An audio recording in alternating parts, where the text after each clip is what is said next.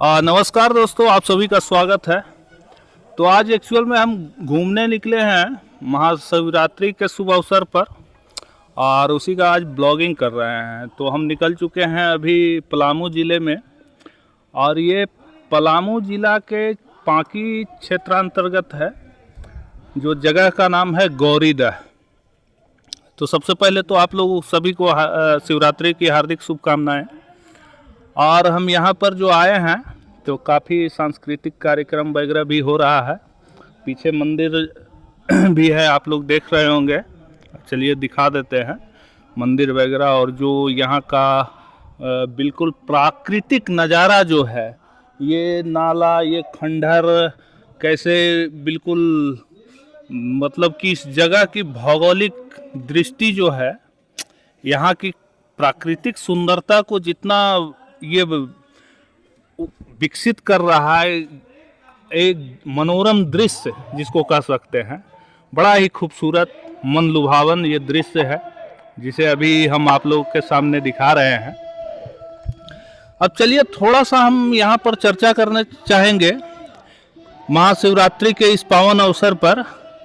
शिव तत्व, देखिए इसमें हमारी जो ओपिनियन है, हम जो राय रखते हैं उसके बारे में हम बात करेंगे। शिव तत्व क्या है और शिव सत्य क्यों है, और शिव को एक्चुअल में जो देखने का नज़रिया है, ये अलग अलग लोगों का अलग अलग नज़रिया, अलग अलग मत हो सकता है। हम अपना एक व्यापक दृष्टिकोण जो हम समझते हैं वो आप लोग के समक्ष रखना चाहेंगे। होता क्या है, एक सबसे पहले इसमें थोड़ी सी टिप्पणी हम ओशो का बताना चाहेंगे यहाँ पर। ओशो क्या कहते हैं? शिव जो सत्य है और शिव जो सुंदर है, और शिव का दूसरा जो नाम दिया गया है विध्वंस, भयानक। अब एक ही साथ ये दो चीजें एक दूसरे के बिल्कुल विपरीत, ये संभव कैसे है कि शिव सत्य भी हो, सुंदर भी हो, भयानक भी हो और विध्वंसक भी हो? तो इसका अर्थ जो ओशो के विचार हम रखना चाहेंगे यहाँ पर। ओशो क्या कहते हैं इसके बारे में कि सत्य वही है सत्य, आत्मा सत्य है। शिव कोई स्थूल चीजें नहीं है। जब आप पाप, पुण्य, लोभ, काम, इन सारी चीजों से परे हो जाते हैं, जब ये मृत्यु, मोक्ष, ये कोई भी चीजें आपके लिए मायने नहीं रखती है, तो वही शिव है और वो सत्य है। अब सत्य ही सुंदर बना देता है, और विध्वंसक इसलिए शिव को बोला गया है क्योंकि मन सबसे बड़ा जो है, यही हमारा विचार, हमारी कुंठा और जितने तरह के भौतिक जगत में जो विध्वंसक कारण है वो हमारा मन है। मन एक जड़ है जहां से इन सारी चीजों की शुरुआत होती है। तो मन को ही विध्वंस कर दे जो, वो शिव है। अब इसीलिए शिव विध्वंसक भी है, यानी कि जो मन जो सारी चीजों को, ये सारे चीजों से जो भौतिक मटेरियल वर्ल्ड से परे हो चुका है, वो शिव है।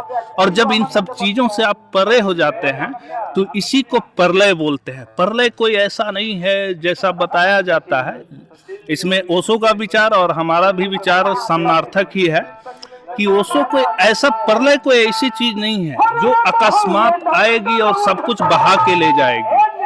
प्रलय वही है जब आप अध्यात्म के ऊपर अग्रसर होते हैं और जब अपने मन के ऊपर नियंत्रण कर लेते हैं, इंद्रियों पे नियंत्रण कर लेते हैं, जो इंद्रजीत बोला जाता है। कभी कभी हम लोग ये जो बोलते हैं कि इंद्र का आसन हिलने लगता है, किसी ऋषि मुनि से कई बार हम लोग बातचीत में, एक कथा में, प्रवचन में ये सुनते आए हैं कि इस मुनि की, इस ऋषि की तपस्या से और इंद्र का सिंहासन हिल गया, हिलने लगा। तो वो आए और उस तपस्या को भंग करने की चेष्टा की। इसको कहा, एक्चुअल में सनातन में जो बोला गया है वो हर चीज एक सांकेतिक है।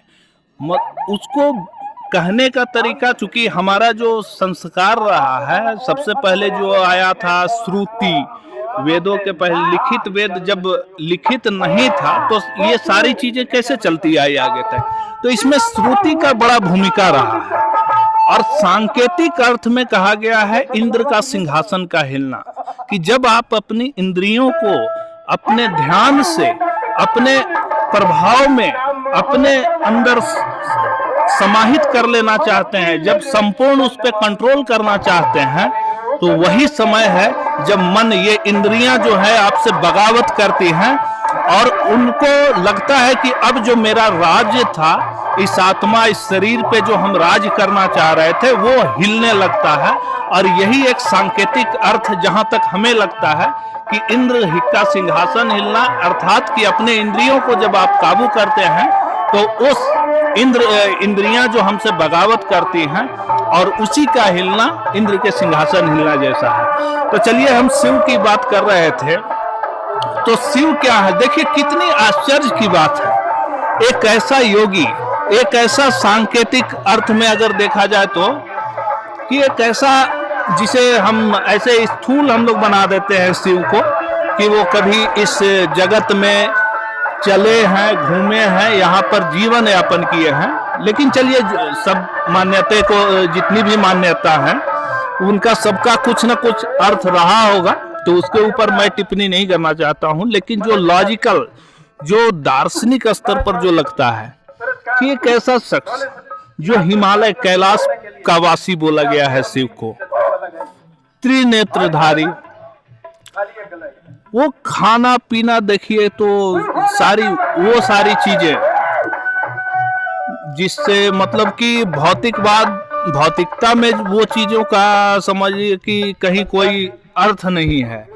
जीवन जीने का तरीका जो है, यानी कि जो जगत से परे हो चुका है, कैलाश निवासी, उसको कोई किसी घर का कोई ये नहीं।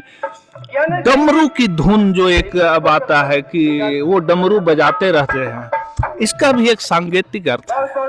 मन जब आपकी आत्मा बिल्कुल आनंदित हो जाता है, जब अपने आप में आप आत्मविभोर आनंद की उस सीमा से, इस भौतिक जगत के आनंद की सीमा से जब परे आप निकलते हैं, तो वो जो धुन आता है, शायद वही डमरू का धुन है, जो कि बिल्कुल एक शांत में अपने मन के अंदर वो बजने वाला धुन, जो डमरू बजाते, डमरू की मधुर धुन पे मन जो नाचते रहे, सारी चीजों से परे, पाप पुण्य, जन्म मृत्यु, लोभ काम, सब चीज से जो परे हो गया उसे।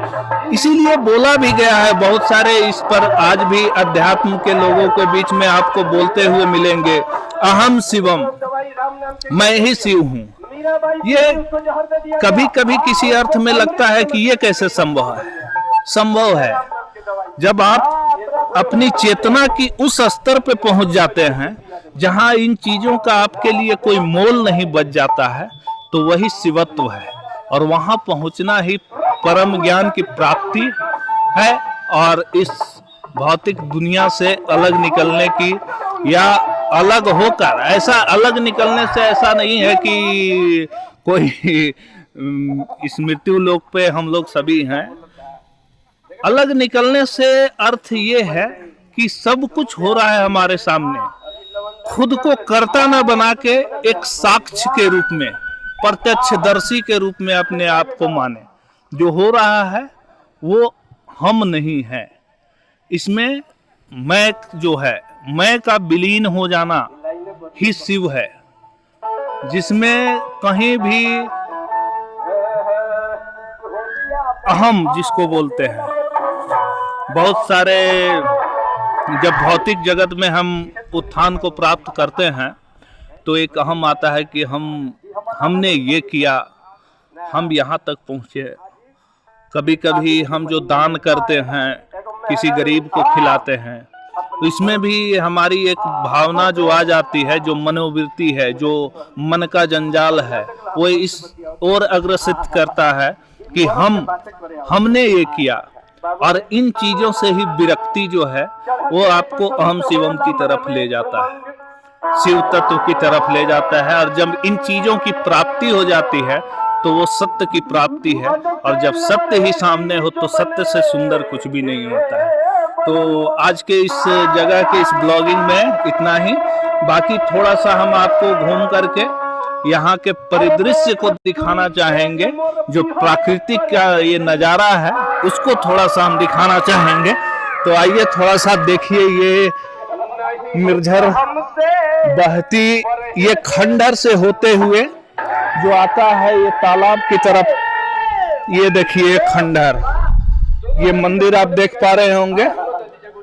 ये मंदिर, इस मंदिर का एक्चुअल गौरी दह के नाम से लोग बोलते हैं और जाना जाता है। महाशिवरात्रि के दिन यहाँ पे काफी अच्छी खासी भीड़ होती है। सांस्कृतिक कार्यक्रम, मेला का आयोजन, बच्चे बूढ़े युवा सभी श्रद्धालु लोग आते हैं, पूजा करते हैं और इन चीजों का आनंद उठाते हैं। तो ये देखिए यहीं पर नहाने का आगे है, लोग नहाते हैं, स्नान करते हैं। उसके बाद में ये एक तरह से ये पिकनिक स्पॉट भी, बड़ा ही सुंदर मनोरम दृश्य देख सकते हैं। ये देखिए काफी गहरा है ये, क्योंकि अभी सीजन गर्मी का आ चुका है तो पानी का स्तर थोड़ा सा कम हो चुका है।